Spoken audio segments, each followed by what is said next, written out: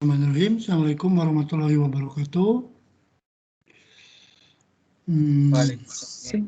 Ya, oke. Kita mulai perkuliahan Geoliterasi pertemuan ke-9 ini dengan ucapan basmalah bersama-sama dan membaca doa mencari ilmu ya. Bismillahirrahmanirrahim. Raditu billahi robba wa bil islami dina wa bi muhammadin nabiyya wa rasulah. Rabbi jidni ilma warjukni fahma. Amin.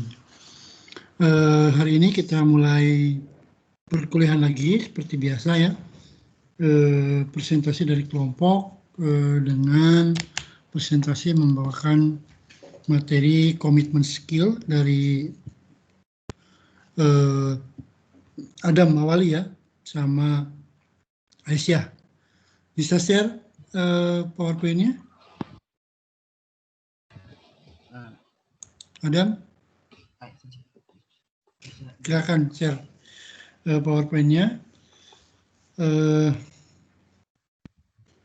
Kemudian nanti kira-kira mungkin saya tidak akan sampai selesai karena ada acara camp di kampus di Pasca Sarjana. Mungkin saya sampai jam 10 lebih 10 ya, sekitar itu. Silakan Adam men-share filenya atau sama Aisyah.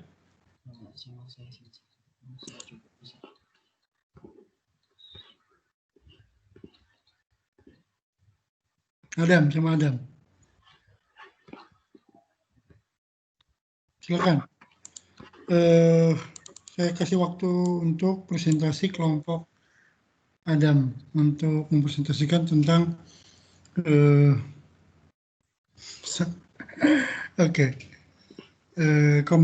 komitmen skill. Apa itu komitmen skill? Kemudian bagaimana isinya apa saja, solutif, kemudian oke, silakan. Saya waktu dan tempat saya persilakan kepada kelompok Adam. Terima kasih atas waktunya. Kedengaran suaranya? Halo? Kecil suaranya, nggak ada ya? Teman-teman yang lain dengar nggak? Tes. Kecil, kurang besar kurang besar ya, nggak kedengarannya. Udah bisa absen sih di my class kan? belum sensei. Belum. Tes. Tadi saya sudah Keras nggak? coba. Mungkin jaringannya.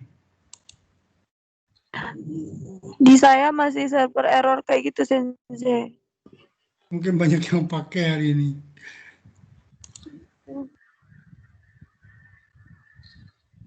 Tes dulu. Tes. Ya nggak apa-apa, silakan dimulai aja sambil mengurus absensinya. Silakan Adam untuk mempresentasikan. Tadi suaranya muncul, kemudian sekarang nggak muncul lagi. Itu absennya jam 10.30 ya, Sensei? Nggak apa-apa, nanti kan masih ada waktu 1,5 jam lagi. Tes. Adam nggak kedengaran suaranya? Saya mute dulu ya. Oke, silakan. Terus saya tutup dulu video saya. Mic-nya mungkin.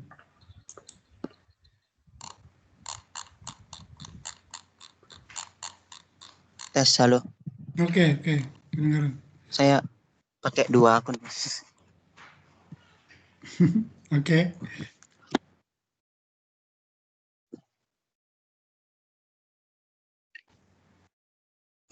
Baik. Assalamualaikum warahmatullahi wabarakatuh. Waalaikumsalam.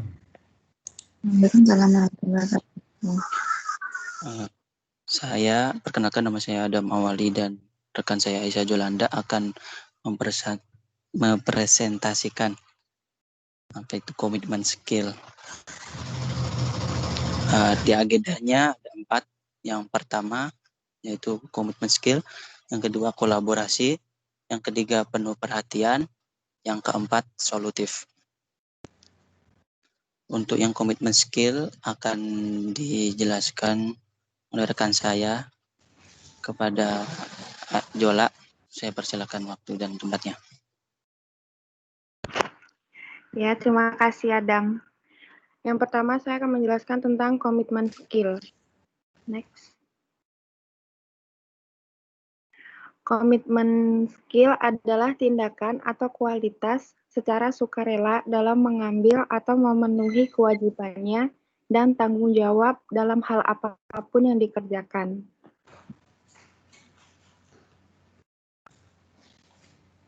Next.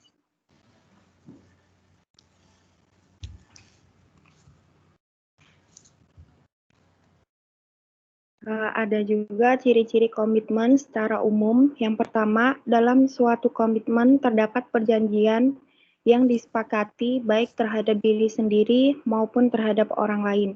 Yang kedua, dalam komitmen juga terdapat tujuan atau goals tertentu yang ingin dicapai setelah melaksanakan komitmen tersebut. Yang ketiga, semua pihak yang terlibat dalam suatu komitmen harus bertanggung jawab dengan isi perjanjiannya di awal. Yang keempat, adanya kesetiaan atau loyalitas dari semua pihak terhadap tujuan yang ingin dicapai. Lanjut. Yang kedua ada kolaborasi. Kolaborasi merupakan proses yang mendasar dari bentuk kerjasama yang melahirkan kepercayaan, integritas, dan terobosan melalui pencapaian konsensus, kepemilikan, dan keterpaduan pada semua aspek organisasi. Next, Dam. Cara meningkatkan kolaborasi yang kreatif. Yang pertama, pastikan semua anggota ikut serta dalam kelompok. Yang kedua, kurangi penggunaan email sebagai media kolaborasi karena jika menggunakan email, kurangnya berinteraksi. Yang ketiga, tingkatkan frekuensi dalam berkomunikasi. Dan yang keempat, pastikan tim merekrut anggota tim yang berbakat. Terima kasih. Lanjut, Dam. Ya, selanjutnya akan dijelaskan oleh Adam. Ya, terima kasih. Yang ketiga saya akan menjelaskan tentang apa itu penuh perhatian. Definisinya, penuh perhatian adalah sikap seseorang yang mengambil waktunya untuk memikirkan perasaan orang lain. Berarti menjadi penuh perhatian itu berarti mengambil waktu untuk memikirkan bagaimana perasaan orang lain. Untuk benar-benar menjadi penuh perhatian, kalian perlu tahu bagaimana cara untuk merasakan apa yang orang lain rasakan. Memiliki kebijaksanaan dan untuk menjadi baik dan ramah. Terkadang kita bisa terlalu memikirkan apa yang kita butuhkan dan inginkan. Dan kita dapat melupakan bahwa ada orang lain juga di sekitar kita yang mungkin terluka atau tersinggung karena tindakan kita. Membuat keputusan untuk menjadi penuh perhatian dapat membantu kita untuk sadar akan orang di sekitar kita sambil tetap memenuhi kebutuhan kita sendiri. Lalu ada cara menjadi orang penuh perhatian. Yang pertama, mempunyai sudut pandang yang penuh perhatian. Ada 4 subnya. 1,1, tempatkan diri Anda pada posisi orang lain. Jadi maksudnya, sebelum Anda berbicara dengan teman, tetangga, atau guru Anda, tanyakan pada diri sendiri bagaimana perasaan orang tersebut saat itu. Mungkin Anda marah dengan teman sekamar Anda dan ingin mengatakan padanya bahwa dia terlalu berantakan. Atau Anda ingin meminta teman terbaik Anda untuk berhenti menelepon Anda terlalu sering. Nah, sebelum Anda berbicara dengan mereka tentang perasaan Anda sebenarnya, Anda perlu berpikir bagaimana reaksi mereka dan coba untuk berpikir seperti yang mereka pikirkan. Walaupun Anda tidak perlu mengubah total apa yang ingin Anda bicarakan demi kebaikan mereka. Berpikir akan situasinya dari sudut pandang orang lain dapat membantu Anda untuk berbicara apa yang ingin Anda katakan sambil mengurangi kemungkinan untuk melukai perasaannya. Lalu antisipasikan kebutuhan orang lain. Bagaimana dalam menjadi penuh perhatian adalah mengetahui apa yang orang lain inginkan sebelum mereka menyadarinya. Jika Anda pergi makan siang dengan teman kerja Anda, siapkan sapu tangan yang cukup untuk semua orang. Jika Anda akan pergi ke pantai bersama teman, bawa payung tambahan untuk mereka. Jika Anda tahu suami Anda akan libur di kantor, sisakan makan malam untuknya di kulkas. Perhatikan akan apa yang orang lain butuhkan, bahkan sebelum mereka menyadarinya. Lalu, memikirkan orang lain ketika Anda di tempat umum. Kebanyakan orang biasa tidak berpikir akan sekitar mereka ketika mereka sedang di luar di tempat umum. Lain kali ketika Anda sedang di luar, pikirkan tentang bagaimana sikap Anda mempengaruhi orang lain dan bagaimana reaksi mereka. Anda mungkin berpikir bahwa bicara keras dengan sahabat Anda lewat ponsel, di kedai kopi, ketika orang di sekitar Anda sedang belajar, itu tidak apa-apa. Yang kenyataannya, Anda mungkin membuat mereka merasa sangat kesal. Inilah beberapa cara. Pikirkan keadaan ekonomi orang lain. Sebelum Anda bertanya teman Anda atau orang yang Anda ketahui untuk mengumpulkan uang untuk beli sesuatu, Anda perlu memikirkan situasi ekonomi mereka sebesar mungkin. Jika teman Anda sedang bangkrut atau ekonomi krisis gitu ya kan. Jangan mengajak untuk pergi makan ke tempat paling mahal di kota. Kecuali Anda mentraktir mereka. Lalu yang kedua, Anda penuh perhatian dalam percakapan. Ada 6 sub. Pilih waktu yang tepat. Maksudnya, bagian dari menjadi penuh perhatian adalah mengetahui waktu terbaik untuk mengatakan sesuatu. Komentar paling biasa pun akan terdengar seperti penghinaan jika dikatakan pada waktu yang tidak tepat. Pastikan bahwa orang yang sedang Anda bicara saat itu masih dalam perasaan yang baik ketika diucapkan, dan Anda tidak mengganggu apapun atau membuat masalah karena ucapan Anda. Pilihlah kata-kata Anda dengan hati-hati. Jika Anda mau menjadi perhatian, Anda perlu tahu kata-kata yang Anda gunakan sama pentingnya dengan pesan yang ingin Anda sampaikan. Jika Anda ingin orang cepat mengerti dan tidak merasa tidak enak, Anda berpikir kata-kata yang akan Anda gunakan ketika Anda berbicara. Antara mencari cara untuk memberi umpan balik negatif atau bahkan cara yang tepat untuk memuji seseorang. Penting untuk diingat bahwa kata-kata itu berarti. Inilah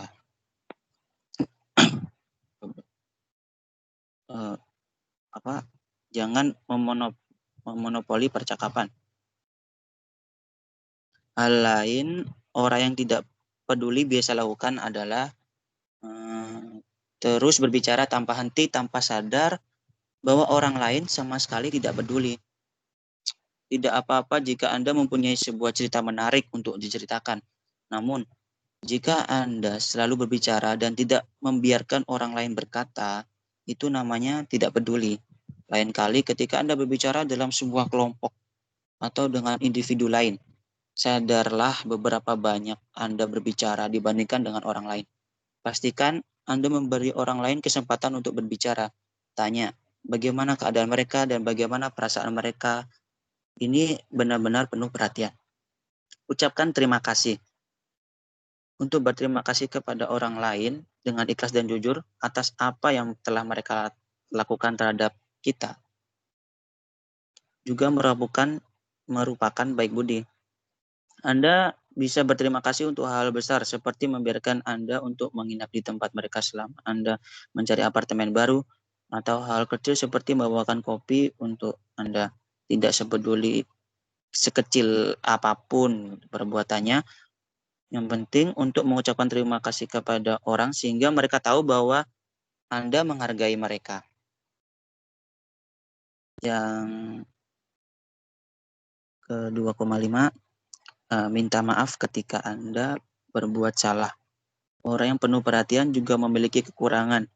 jika Anda membuat kesalahan seperti Anda telah melukai seseorang atau secara tidak sengaja menabrak seseorang, Anda harus memastikan untuk meminta maaf tindakan Anda. Jangan hanya berkata, sorry, dan pergi begitu saja. Seperti Anda tidak peduli sama sekali. Pandang matanya, katakan seberapa maafnya Anda itu. Dan berkata bahwa itu tidak akan terjadi lagi. Bertanggung jawab atas sesuatu itu jauh lebih baik daripada meninggalkannya jauh-jauh dan berharap itu akan pergi dengan sendirinya. Walaupun meminta maaf bisa terasa tidak mengenakan. Lalu 2,6, jadi bijaksana. Mempunyai kebijaksanaan adalah bagian penting dalam menjadi orang yang penuh perhatian. Menjadi bijaksana berarti mengetahui bagaimana untuk menyampaikan pesan tanpa menghina orang di sekitar Anda. Ini tidak berarti bahwa Anda harus berbohong untuk menjadi bijaksana. Anda harus tahu bagaimana cara memberikan umpan balik atau kritik dengan cara yang sopan dan baik sehingga dapat menyampaikan pesan tanpa melukai perasaan orang. Anda dapat juga menjadi pendengar aktif dan sadar akan orang di sekitar Anda sehingga Anda dapat memastikan bahwa mereka akan menanggapi dengan cara yang diinginkan.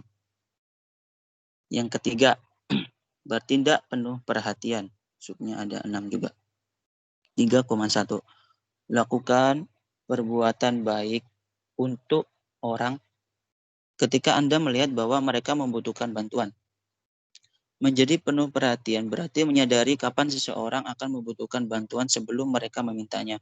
Ini dapat berarti apapun dari membukakan pintu bagi seorang yang menggunakan tongkat penopang sampai membawa makan siang untuk sahabat Anda ketika dia mengalami hal yang berat.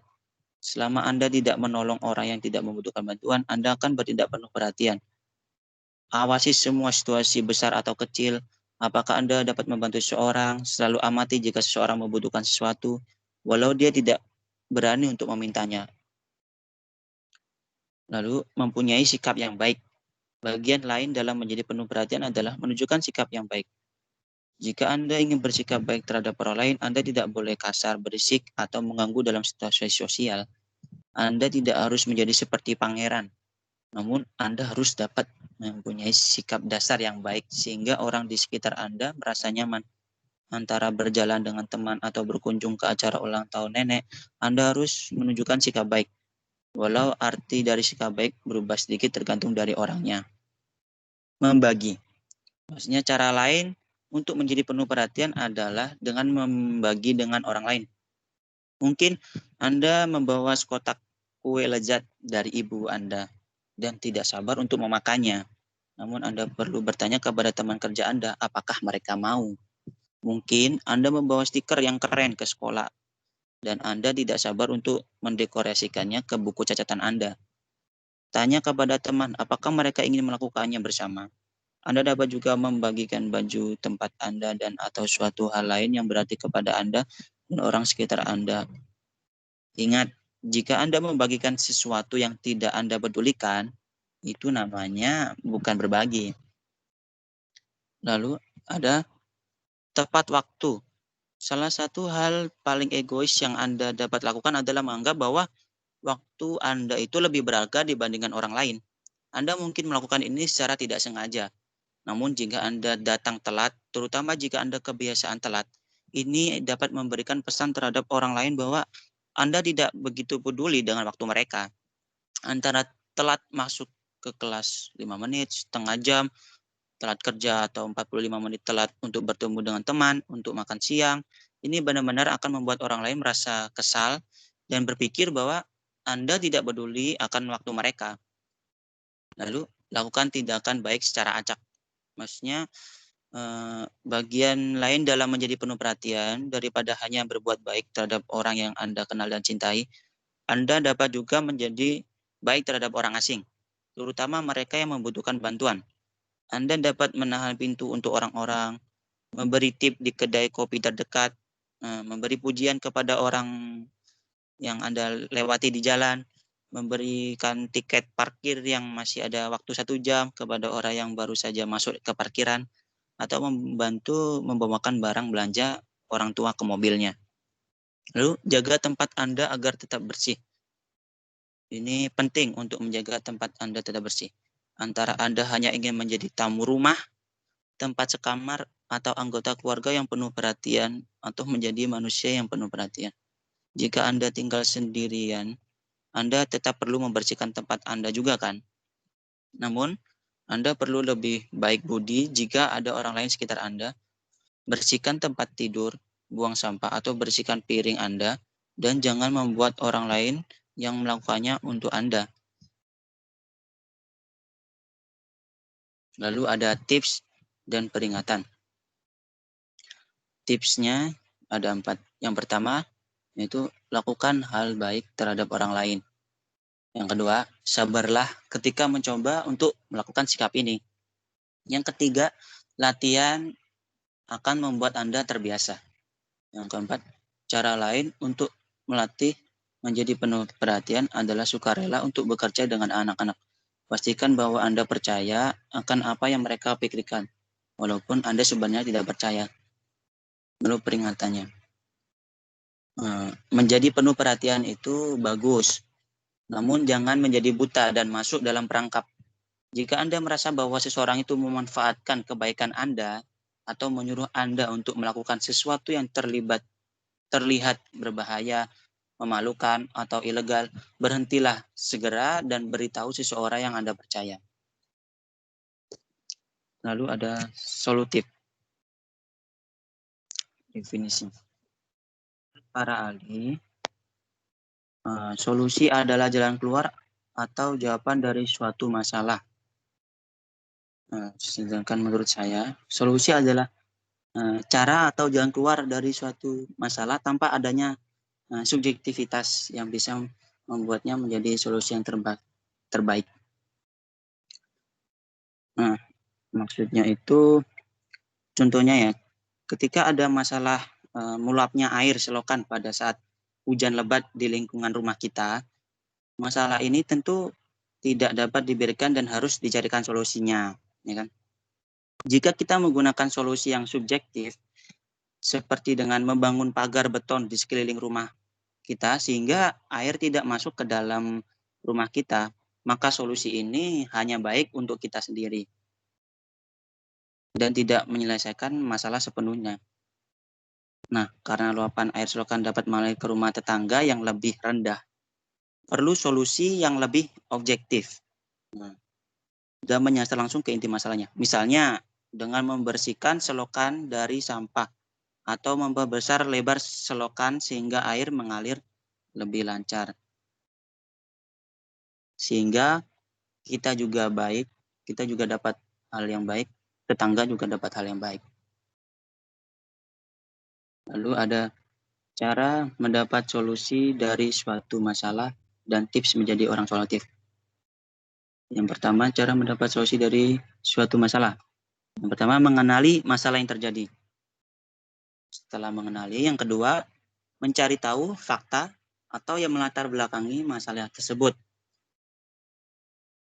Setelah mengetahui, 3, mempertimbangkan solusi yang muncul. Lalu yang keempat, memutuskan solusi yang dianggap paling tepat atau seobjektif mungkin gitu. Yang kelima, jalankan solusinya. Jika gagal, maka ulangi siklus ini lagi, muter terus gitu, sampai dapat solusi yang tepat. Lalu tips menjadi orang yang solutif. Yang pertama, tentunya berani mengambil keputusan. Dan yang kedua, fleksibel atau tidak kaku. Yang ketiga, berani untuk berbicara. Yang keempat, percaya diri. Yang kelima, pastinya ikut beraksi. Nah, sekian presentasi dari kami. Arigatou gozaimasu. Oke, silakan ada yang mau memberikan tanggapan, ya.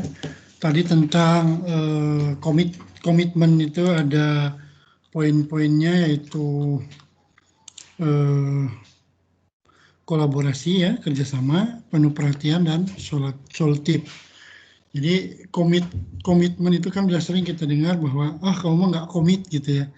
Komit itu berarti nggak konsisten gitu ya, nggak komit terhadap organisasinya. Biasanya komit ini banyak dibicarakan dalam ketika kita berorganisasi ya. Kalau kita misalnya komitmen sebagai anggota, maka kita siap untuk berkorban untuk organisasi tersebut ya. Termasuk tadi memberikan solutif, kolaborasi dan sebagainya. Dalam bahasa Jepang itu disebut dengan kyoryoku ya, berarti bekerja sama dengan orang lain. Itu komitmen itu hampir sama dengan kemauan kita untuk mau mengorbankan waktu, tempat dan kita untuk organisasi tersebut atau orang tersebut gitu ya. Kalau komitmen sebagai pacar ya komitmen gitu ya, seperti itu ya. Komitmen sebagai orang tua, sebagai bagian dari keluarga ini, ya itu harus komit gitu sebagainya. Silakan ada yang mau berdiskusi. Contohnya misalnya komitmen organisasi kan adalah seorang karyawan ketika memilih organisasi tersebut pasti ada tujuan dan keinginan-keinginan ya dalam organisasi tersebut misalnya. Jadi kita juga misalnya ketika tidak komit, maka bisa kelihatan ini kamu itu komit enggak ya dengan pilihan kamu ini gitu ya. Jadi ada komitmen pribadi, komitmen organisasi juga ada gitu. Oke, silakan ada yang mau menambahkan tadi ya. Referensinya tadi belum ditambahkan ya, referensinya dari mana ya, Adam? Nanti ditambahkan ya di PowerPoint-nya, referensinya dari. Oke, ada lagi yang berdiskusi, yang mau menanyakan? Solutif itu ya udah tahu ya, solutif itu orang yang bisa memberikan pemecahan masalah ketika kita ada yang bermasalah. Jadi kita memberikan masukan gitu, solutif itu. Kalau perhatian ya tadi ya, memberi perhatian berarti kan itu juga sama. Silakan ada yang mau mendiskusikan, bertanya. Kalau tidak, saya akan share materi hari ini. Saya udah pada bisa absen belum di my class? Oke, Sudah, Sensei. sudah ya. Tadi mungkin ada beberapa yang belum saya klik, jadi sehingga salah. Oke, materi saya hari ini adalah tentang media sosial. Kalau nggak ada pertanyaan ya, kalau nggak ada pertanyaan mengenai ini kita tambahan ya, materi tambahan. Saya mohon maaf, mungkin saya sampai jam 10 lebih 10 ya. Kita lihat screen saya. Ini udah kelihatan belum ya, survei ya? Survei penetrasi pengguna internet tahun terbaru ya, 2019, 2020. Ini berdasarkan survei dari Asosiasi Penyelenggara Jasa Internet Indonesia.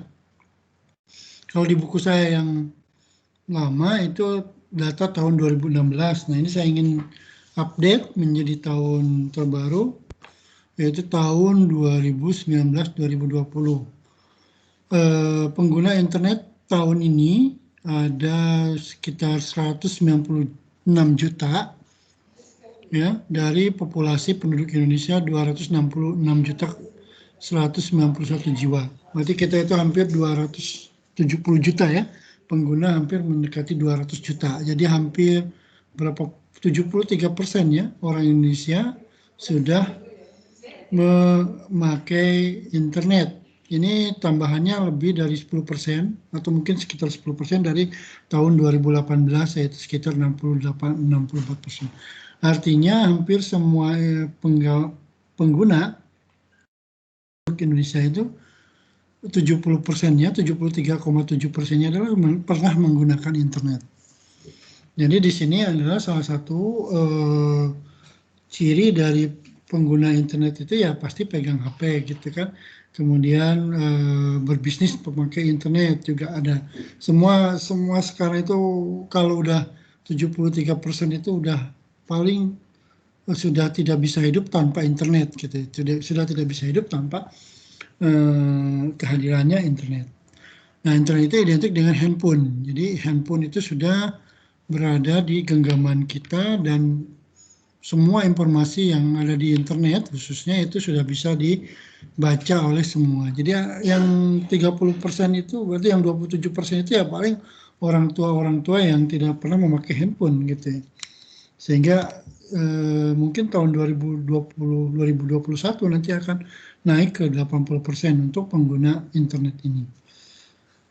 Dari tahun 2018 itu 171 juta, sekarang menjadi 196 juta, 71 juta jiwa yang memakai internet. Jadi buat Anda, peluang mahasiswa sekarang itu adalah yaitu bisnis internet, IT skill ya, menggunakan kemampuan yang memakai IT itu akan menjadikan ladang hidup Anda di tahun-tahun ke depan. Makanya nah, di sini kalau dilihat dari pertumbuhan, ya, populasi Indonesia itu 260, ini total ya 266.911.900 penduduk. Nah, internet user itu ada 196 yang tadi itu ya, 73%. Pertumbuhannya 8,9% per tahun. Kemudian nah, di sini kalau melihat yang paling banyak memang di Jawa pengguna internet itu ada 56% pengguna di Jawa. Jadi kalau Papua itu masih 30% ya. Kemudian Sulawesi 7%, Kalimantan 6,3% dan Sumatera 22%. Jadi orang Jawa itu sudah melek internet hampir 56%. Nah, itu ya. Kemudian ini total per wilayah. Sumut paling tinggi ternyata di Sumatera. Kalau di Jawa itu ya Jawa Barat dan Jawa Tengah, Jawa Timur masih sedikit. Bahkan DKI juga ternyata masih sedikit ya, 4,6%. Yang paling banyak menggunakan internet ternyata Jawa Barat. Kemudian untuk ini wilayah-wilayah ya. Nah, media sosial ini mungkin nanti ada ya, media sosial apa yang paling banyak dipakai misalnya. Apakah Facebook, Instagram, atau Twitter, itu nanti di sini, di bawah. Ini per provinsi, datanya lengkap. Kemudian pengguna internet ya Jakarta, Jawa, ya Jabar 35 juta, Jateng 26 juta, Jogja itu hanya 2.700.000. Ya, Jatim 26 juta. Kemudian untuk saya ingin tahu media sosial yang sering banyak dipakai apa? Ini masih per wilayah ya. Perilaku pengguna internet. Perilaku pengguna internet ya. Yang pertama, apa yang menjadi alasan utama menggunakan internet? Salah satu yang paling tinggi adalah 73% ini apa ya? Apa itu? Apa ya ini? 73% itu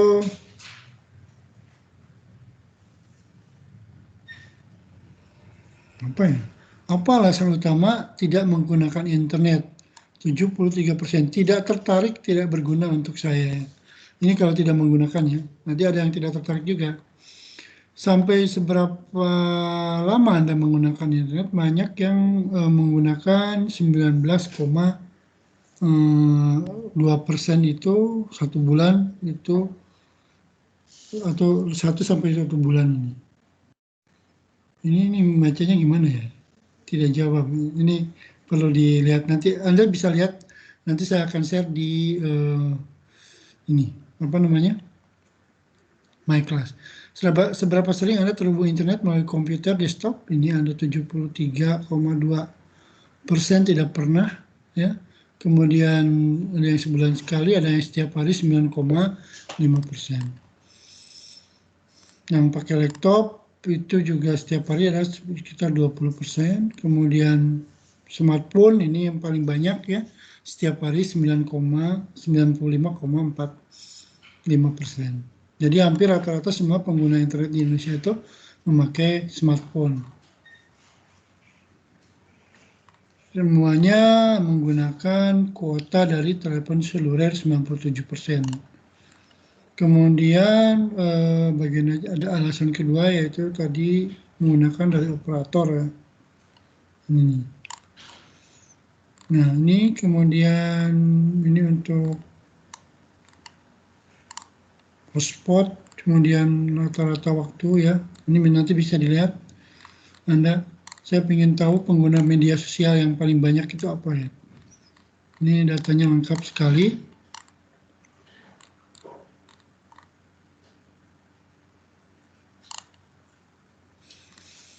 Oke, saya lihat pengguna media sosial mana di sini. Internet mobile. Yang paling banyak dipakai untuk internet mobile itu adalah Samsung yang pertama, kemudian yang kedua Oppo, ketiga Xiaomi ya. Kemudian berapa lama menggunakan HP smartphone itu sekitar 7 tahun, 6 sampai 1 tahunan ya, yang paling banyak. Nah, ternyata paling banyak pengguna adalah Telkomsel, Indosat dan XL 16. Kemudian untuk Facebook yang paling banyak dipakai Facebook ya mungkin ya, masih Samsung. Ini ternyata masih gini.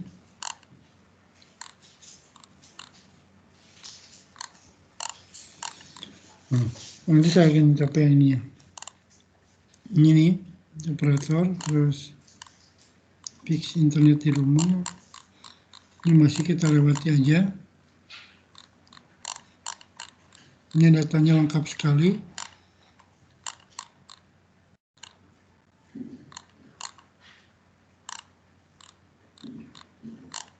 Ini tentang pengguna internet ya. Ternyata belum kelihatan yang punya media sosial. Konten internet. Nah ini yang paling banyak ya.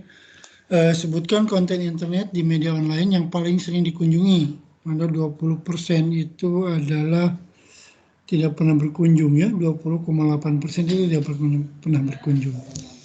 Yang paling banyak dipakai itu adalah 10,9 itu budaya pariwisata, kemudian kriminalitas. Ini membaca ya. Ini terus konten yang paling banyak menonton video online 50%, hampir 4 ya. Kemudian main game itu 16,15% ya.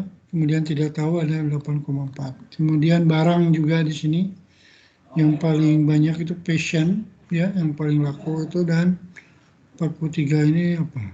Tidak, hotel dan penginapan juga banyak ya. Nah, media sosial toko online yang paling banyak Shopee, ternyata Shopee juaranya. Kemudian untuk media transportasi Gojek dan Grab. Kemudian untuk pembayaran itu lebih banyak memakai COD dan tidak pernah beli online ini ya. Kemudian online. Nih, daftar media sosial di bawah ini yang paling sering dipakai. Yang pertama adalah Facebook 65,8%. Kemudian Instagram itu masih ternyata nomor 3 karena Facebook dan Instagram itu sama ya. Kemudian ini apa ya? Ini dan Twitter. Ini hampir ini apa juta apa bukannya jumlahnya? Oke. Kira-kira itu ya. Yang paling banyak YouTube memang ya. Kemudian untuk dilihat.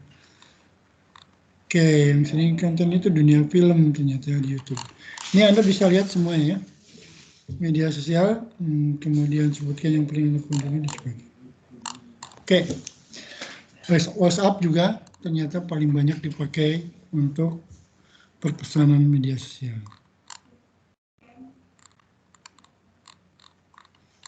Nah, ini tentang ini. Jadi nanti Anda tinggal mengecek di sini ya. Nanti saya akan kasih. Oh, nggak ada ya. Ini websitenya adalah Asosiasi Jasa Penyelenggara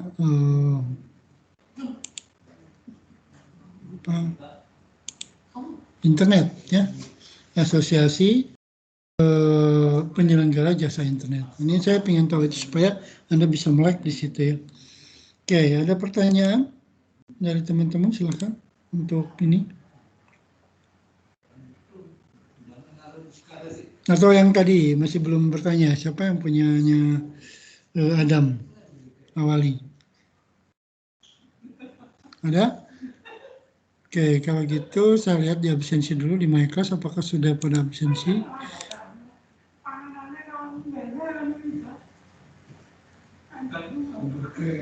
Kok belum?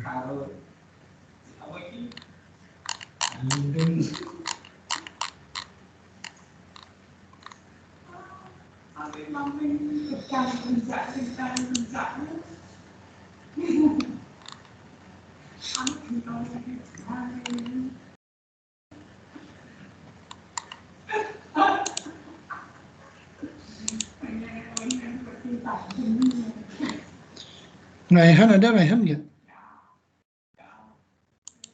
Nggak ada ya, nggak hadir ya Raihannya.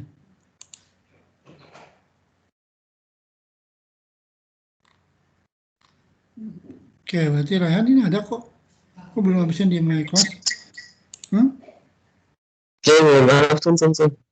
Aryoga ada, Aryoga?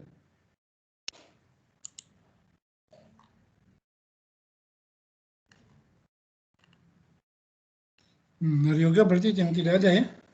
Aryoga tidak masuk, sama Raihan ada berarti. Oke, Aryoga tidak hadir. Kemudian Raihan hadir.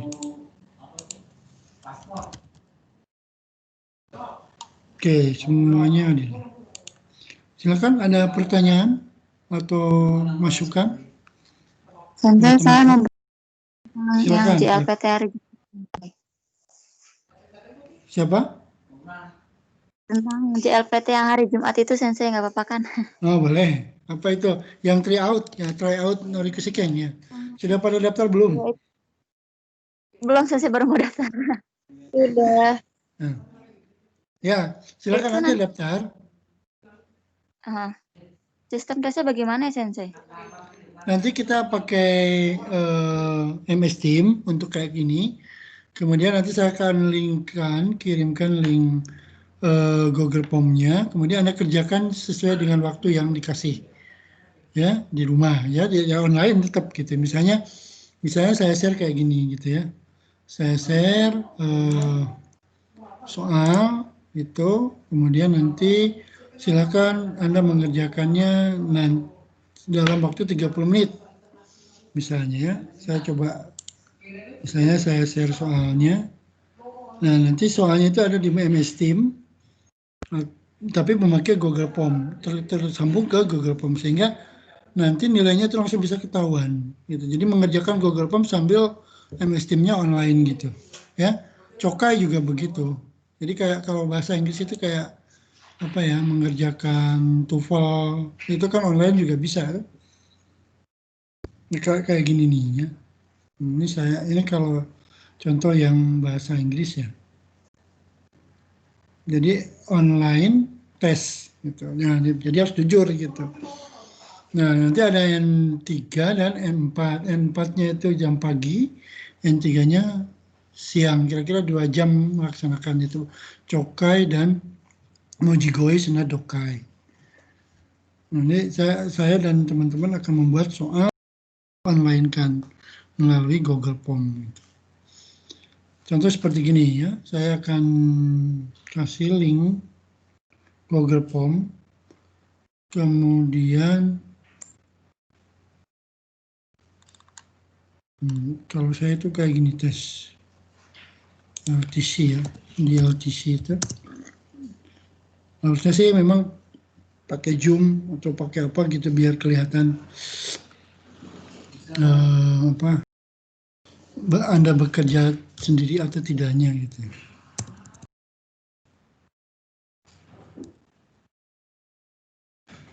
Bentar, ini contoh aja seperti gini ya.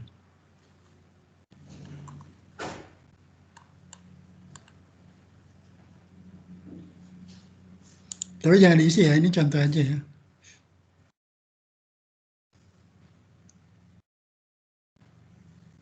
Nah, saya buka dulu. Maaf.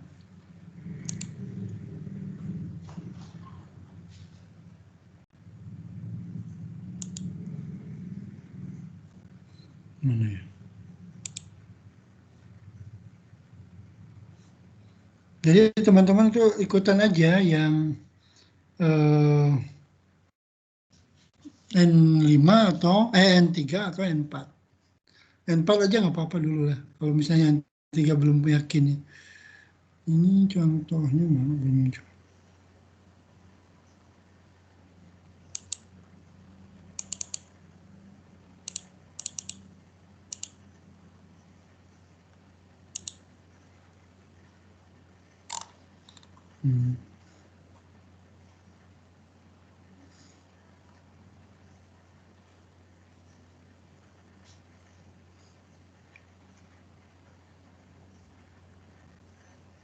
Semua ikutan N4 dulu ya, atau N3? Kayaknya N4 ya. Nah ini kayak gini. Kalau mau N3 juga boleh. Tapi kalau nggak lulus, nggak dapat sertifikat. Nah, jadi kayak gini. Saya tampilkan misalnya nama, kemudian correct, incorrect ya di sini. Ini pertanyaannya kemudian dijawab. Kemudian nanti akan muncul jawabannya kayak gini. Ini bahasa Inggris loh, ya kirim. Jadi nanti saya mengecek di Google Form, kirim langsung jawaban Anda. Jadi langsung bisa ketahuan. Tapi ini berbentuknya soal norikushikeng ya. Ini kalau ini bahasa Inggris correct, incorrect. Tapi kalau dalam bahasa Jepang mungkin seperti norikushikeng saja yang di JLPT itu, ya, yang di sini. Contoh. Karena saya mengajar di angkatan 2018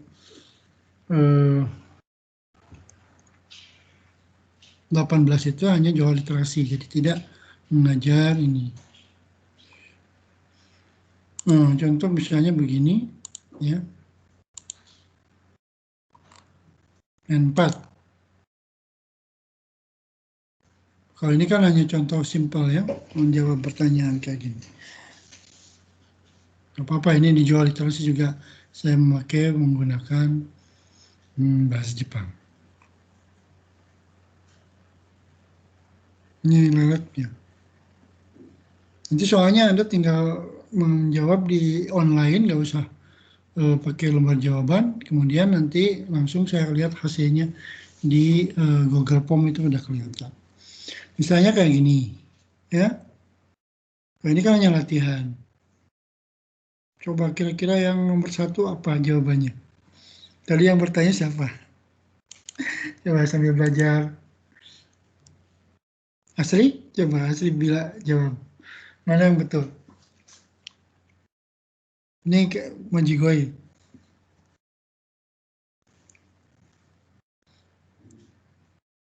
Asri?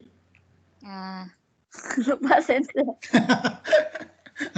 Harus belajar terus kok. Baca dulu soalnya. Ani wa basude kaisan. Kaisannya apa?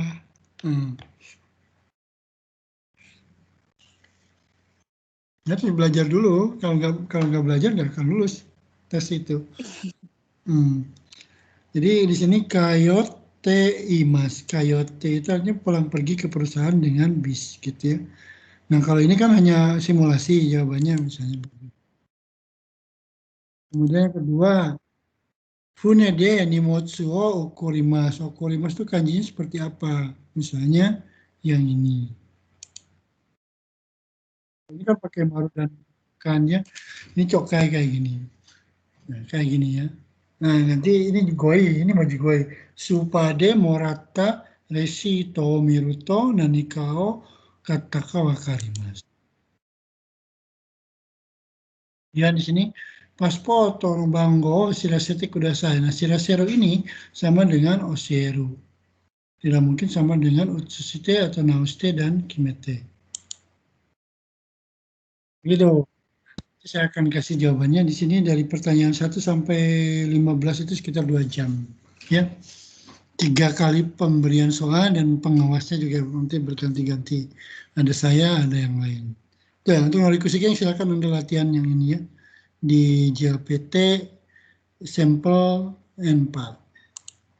Oke, ada yang mau bertanya lagi? Silakan.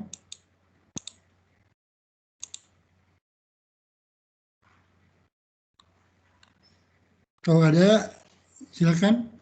Pertanyaan untuk yang tadi juga boleh. Yang tentang komitmen skill ya. Jadi komitmen itu perlu Anda miliki ketika Anda menetapkan suatu keputusan.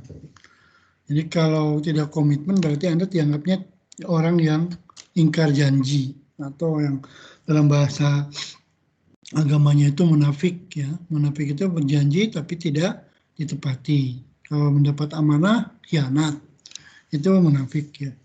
Jadi lawan kata dari munafik adalah komitmen. Apa sih saya itu fungsi dan perannya seperti itu. Oke, kalau tidak ada karena saya ada camp pelatihan penulisan artikel di kampus, maka perkuliahan hari ini kita cukupkan sampai di sini ya. Saya lebih awal selesaikan, harusnya jam 10 lebih 10, tapi saya ingin mengikuti yang ada di sebelah ya, di ruang pasca sarjana. Jadi hari ini kita cukupkan perkuliahan sampai di sini. Nanti saya akan buat forum untuk forum tentang penggunaan media sosial. Tunggu saja supaya nanti Anda tinggal ngisi ya di My Class. Terima kasih ya. Sampai di sini perkuliahan. Kita tutup dengan ucapan alhamdulillah bersama-sama. Alhamdulillah. Alhamdulillah. Silakan dilanjut aktivitas yang lain ya, yang positif.